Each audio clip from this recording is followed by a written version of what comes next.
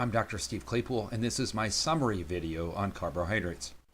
It's time to fill in a mystery slot on the ranked list of dietary factors that impact health. Before you watched my carbs videos, most of you would have predicted that reducing sugar or reducing other bad carbs would make the top 8 list. But you'd be wrong. Instead, increasing whole grain consumption is more important.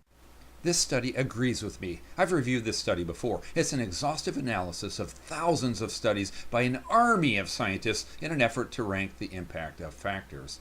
And I've already filled in slots in the list of most important nutritional factors that impact disease.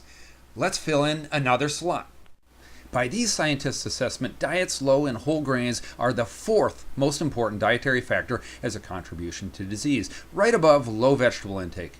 Notice that they did not assess this as excess refined carbohydrates or excess sugar.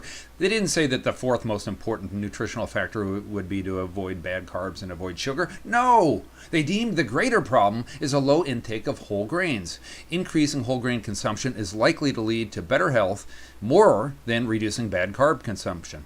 This is probably a surprise to many of you, so I'm saying it again, because there's a lot of focus today on avoiding sugar, but it would be more impactful to instead focus on eating more whole grains than on reducing sugar or other bad carbs.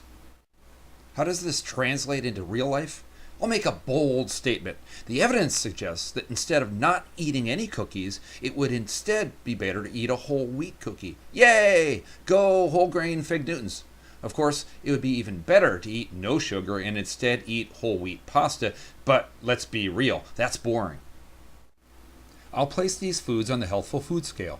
Based on average consumption in the 45 available studies, whole grains are associated with a 17% reduction in all-cause mortality, and the Global Burden of Disease study indicates that eating more whole grains is the 4th most important dietary change. So that puts whole wheat, oats, barley, rye, and other whole grains here.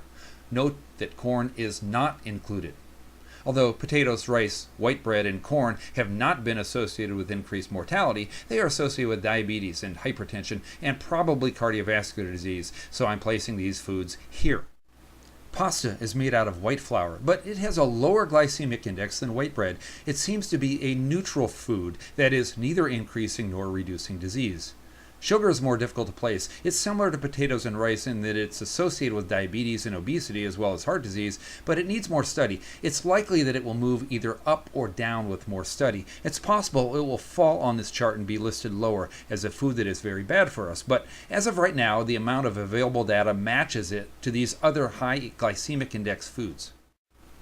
Thanks for watching. Stay tuned for more videos.